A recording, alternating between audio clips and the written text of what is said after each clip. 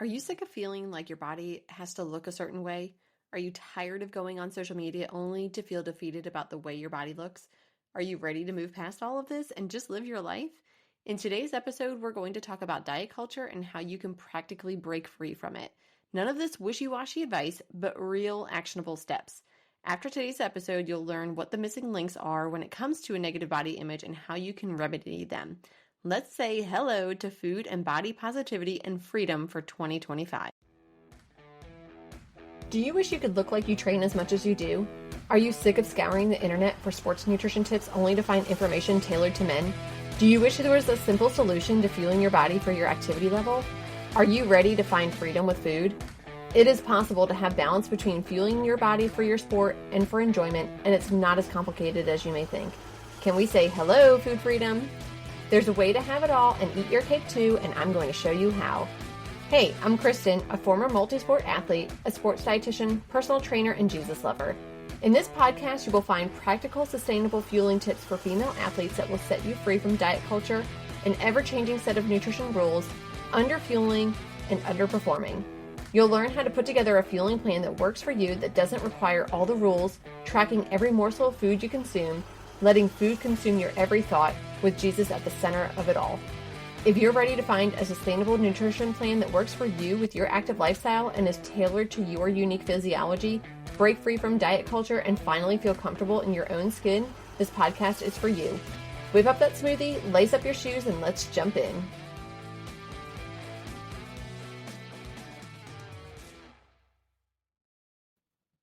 Today we're diving into a topic that affects so many of us, particularly females, but also males, which is diet culture and the pressure to conform to a certain image and what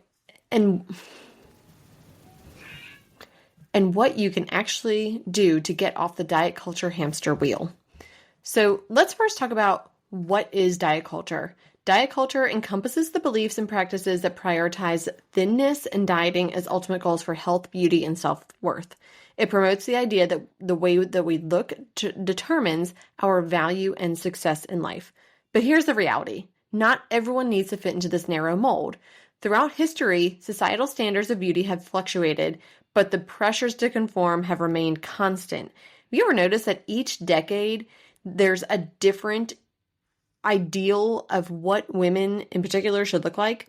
In the 90s, when I was growing up, extreme skinniness was the thing.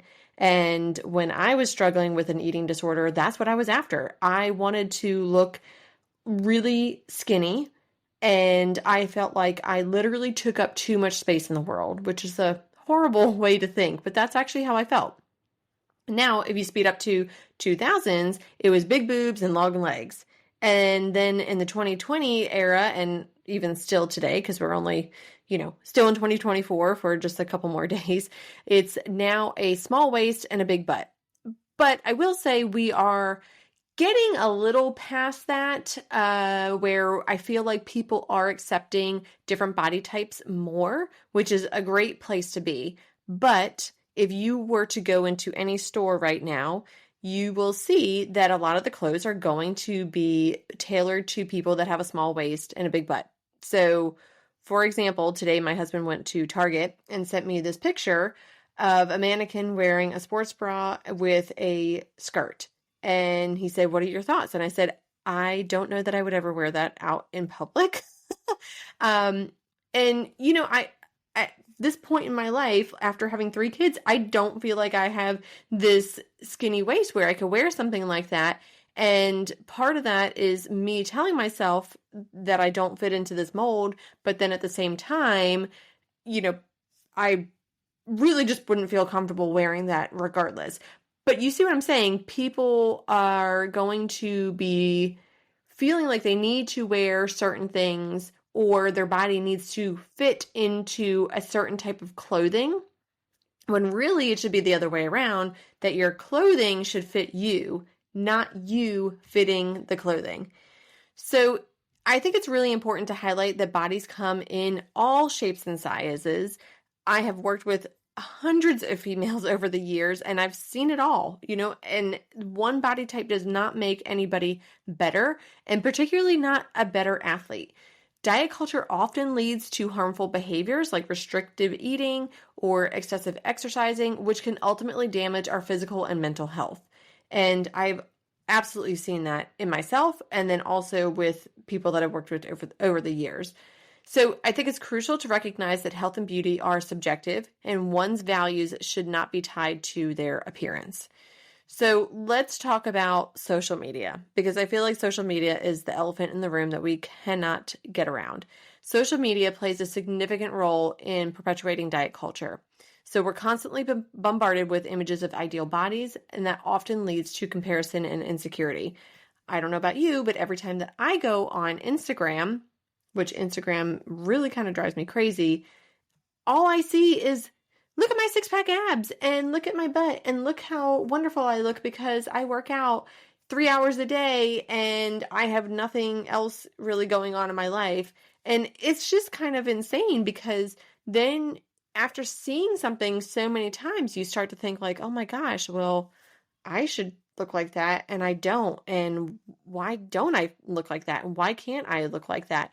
Or you look at somebody else's food and think, oh my gosh, well, that's how my plate should look. Or it could be anything. I mean, it could be, I've seen this where, people are posting like their perfectly manicured homes with kids. And I'm like, that is literally impossible. It's impossible. And sometimes I start looking at this thinking, oh my gosh, my house doesn't compare. But at the same time, like it is, like I said, just so impossible. So I think when we are constantly bombarded with things over and over again, it makes it very difficult to get out of that feeling like that's what our lives need to look like, or that's what our bodies need to look like. So with that being said, it's very important to curate your feed with diverse bodies and positive messages. So when we see a variety of shapes and sizes, it helps us to normalize the idea that everyone is beautiful in their own way. So if you are not following different accounts where people are celebrating different bodies, or they don't even have to be celebrating the bodies, they could just be different bodies, then I think you're doing yourself a disservice. If you're only following people that are looking, let's just say, amazing all the time, like I said, they have six-pack abs and they're strong and muscular, or they, have a tiny waist and a big butt, or whatever the ideal is that you're going after, it's going to really start to wear on you after a while. And so I would encourage you to not do that. So how do we start to break free from the constraints of diet culture? So first, we need to redefine what beauty and health means to us individually. And I think that really starts with self-compassion. We need to treat ourselves with kindness and recognize that our worth is not defined by our appearance. And I think a lot of people know this at a head level, but not at a heart level. So we're going to talk a little bit about that. I'm going to give you some things that you can actually do. So first of all, I would engage in activities that make you feel good. So whether that's moving your body, playing a sport, or maybe it's doing something like walking or yoga or whatever, then go ahead and do that. Also, practicing self-care and exploring hobbies that you'd like, that can help us to shift our focus from looks to well-being.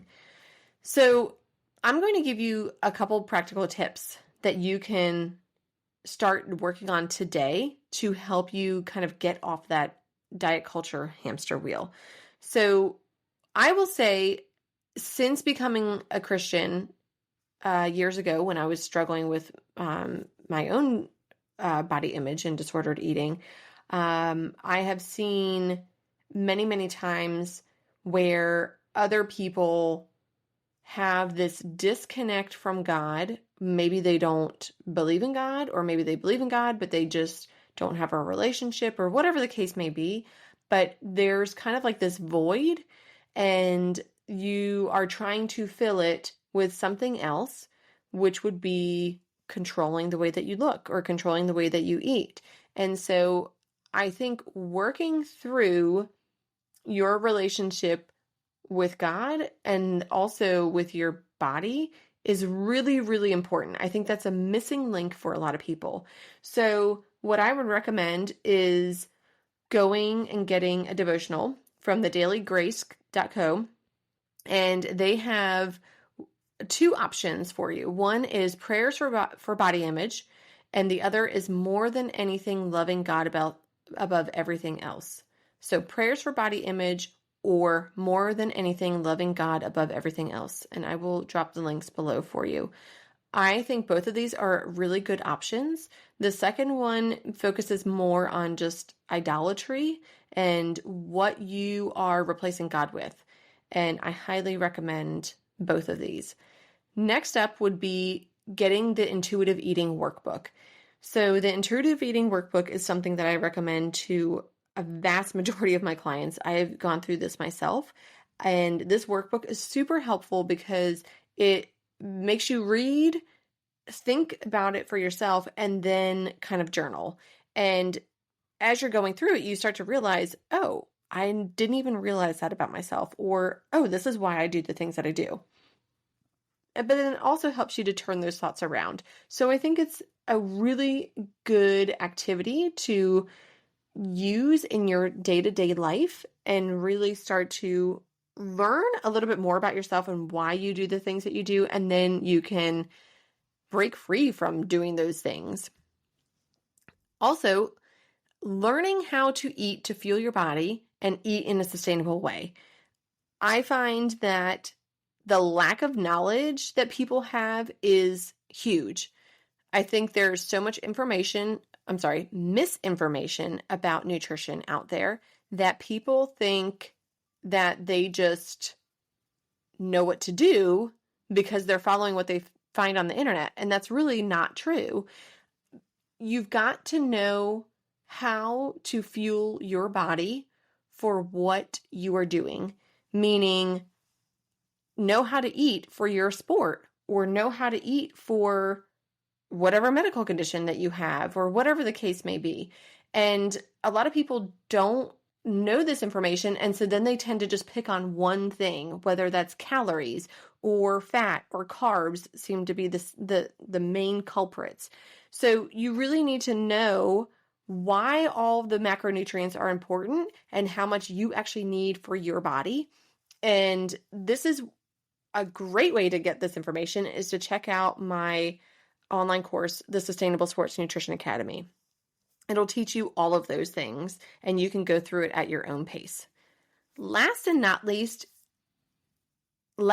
not least is get off of social media or curate your media, meaning only follow positive accounts. If you are following people that may sound positive and uplifting, but are, just fitting into this one type of mold, that's not really helpful. Follow people that are going to be celebrating different body types and not fitting into this exact mold of what we feel like we need to look like. Like I said, that is not helpful, and that just helps us to compare ourselves, really. It's going to facilitate us comparing ourselves.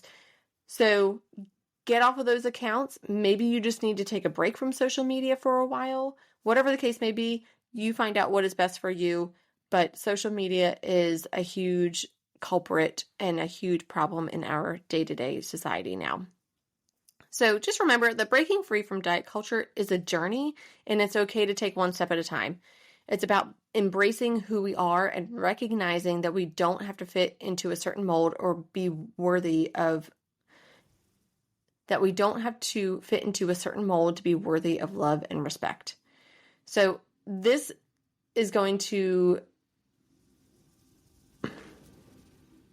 So I think this is really important to remember as we're going into the new year, because I get people calling me in the new year, oh, I want to lose 5 pounds, or I want my midsection to look better, or whatever.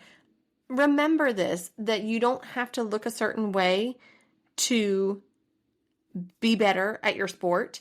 You don't have to look a certain way to be healthier. You don't have to look a certain way in order to just be celebrated as a person. If you found today's episode to be helpful for you, would you please take just a minute to write me a review for this podcast? I would really appreciate it, and I love to hear from people that are listening. I really like to know what you found helpful And also, if you have ideas for future episodes, I would love to know that as well. So please just take a minute to write me a review, and I would love to hear from you. Hey friend, if this podcast inspired you, encouraged you, or changed you, I would love for you to leave me a review and share it with a girlfriend who will find it helpful or inspiring. That is the best way you can thank me and help me share my knowledge so I can help more people just like you. I'm so thankful that you spent this time with me today, and I'd love to connect with you. Join my Facebook group, Female Sports Nutrition, or send me a DM on Instagram, or hop on over to my website, elitenutritionperformance.com. I'll see you back here next week.